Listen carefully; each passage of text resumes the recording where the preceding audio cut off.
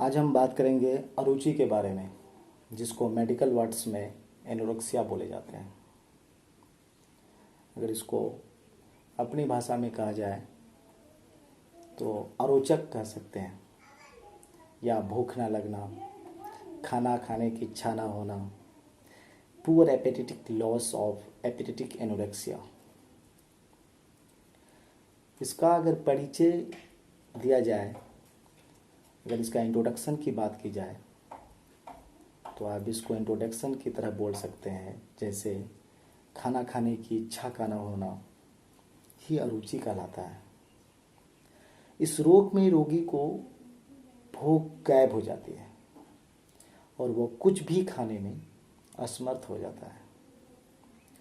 अगर इनकी कारण की बात की जाए, इनकी इटियोलॉजी की बात की जाए तो इस तरह से हो सकता है।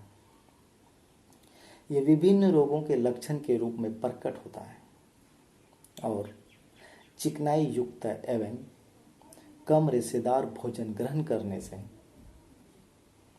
ये रोग हो सकता है। आमाशयनिक शोधों के कारण कम मात्रा में हाइड्रोक्लोरिक अम्ल निर्माण होने के कारण भी ये रोग हो सकता है। मानसिक वृत्तियों के कारण, संक्रामक रोगों के कारण और खाना खाने के साथ कम मात्रा में पानी पीने के कारण ये रोग हो सकता है। शारीरिक कसरत के अभाव में आंतों की कार्यशीलता धीमी होने के कारण भी ये रोग हो सकता है।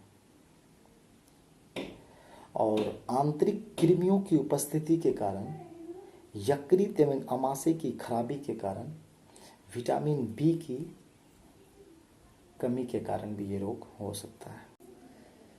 अगर इसकी लक्षण या सिम्टम्स की बात की जाए तो इसकी सिम्टम्स हो सकते हैं, इनका जो लक्षण होते हैं वो इस प्रकार होते हैं।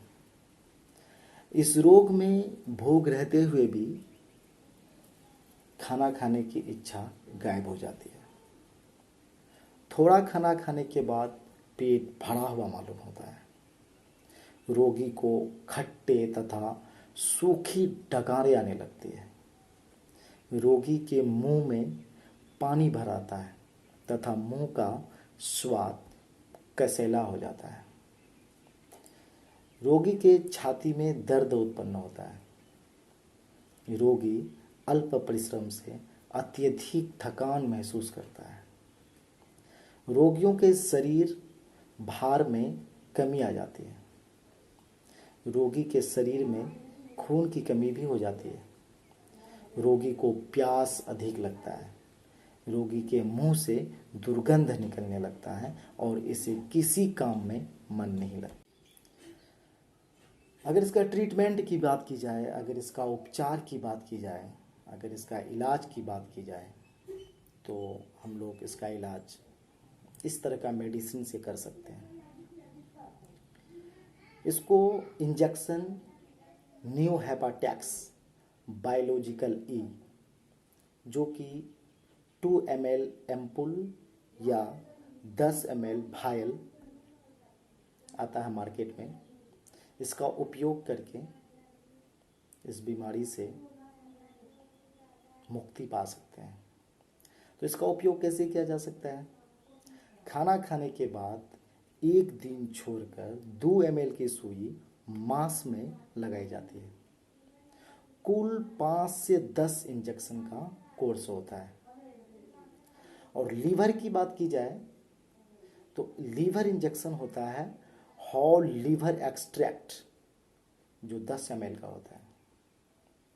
और विटामिन की बात की जाए तो आप पोलिबियन एम्पुल दे सकते हैं या निरोबियन एम्पुल दे सकते हैं या ऑप्टीन्यूरिन एम्पुल दे सकते हैं या विटामिन बी कम्प्लेक्स एम्पुल या भायल दे सकते हैं। और एक एम्पुल 2 ml मांस में एक दिन छोड़कर खाना खाने के बाद लगाया जाता है। और नंबर 2 की बात की जाए कि आगे क्या करना चाहिए, तो कैप्सूल दे सकते हैं आप। कैप्सूल आता है मार्केट में, केबाडेक्स फोर्ट गैलेक्सो कंपनी का एक कैप्सूल को दिन में 2 बार भोजन के बाद दे सकते हैं। अगर रोगी को कृमि हो जाए या कृमि रहे, कृमि की उपस्थिति में, तो टैबलेट दे सकते हैं नोवर्म, जो एल्केन कंपनी का आता है, जिसका कंपोजिशन अल्बेंडाजोल 400 mg, या फिर नोवर्म सिरप जो 10 ml का आता है। इनका उपयोग रात में भोजन करने के बाद चबाकर खाया जाता है। आवश्यकता पड़ने पर पुनः 15 दिन के बाद खाया जाता है।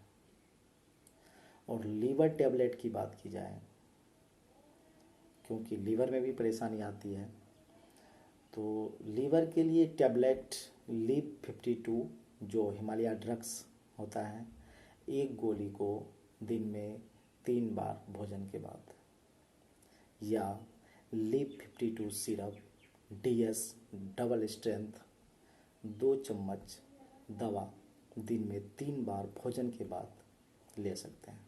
और बच्चा के लिए लीव 52 ड्रॉप 5 से 10 बूंद दिन में 2 बार।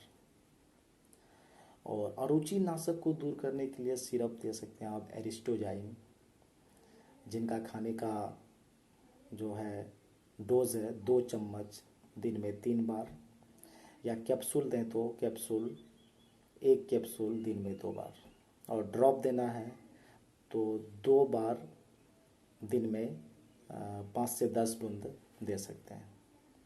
इसमें जो सबसे बड़ी बात है परहेज करना, डेट।